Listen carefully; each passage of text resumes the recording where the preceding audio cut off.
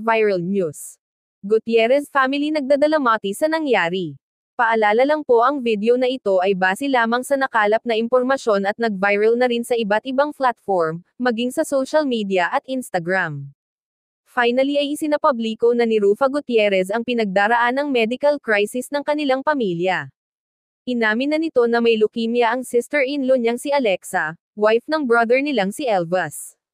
Post ni Rufa kahapon kasabay ng pasasalamat nito sa mga doktor na tumitingin sa kanyang sis-in-law.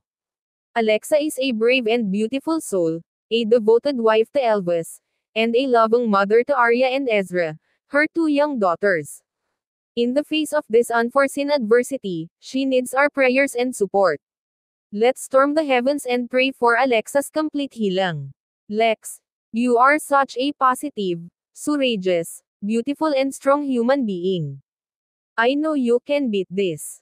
God has a great plan for you. We love you and will walk with you through every step of this journey. Continue to be in high spirits. You're not alone. Hashtag pray for Alexa. Hashtag leukemia warrior. Hashtag my sister. P.S. Thank you to all the doctors, nurses, medical experts and healthcare workers at St. Luke's Medical Center Global City for taking care of Alexa. You are the best. Kaya ang kwento, hindi na raw talaga pinag-uusapan ng pamilya ang kontrobersya kay Sara Labati dahil mas nakatutok ang kanilang pamilya sa sakit ni Alexa.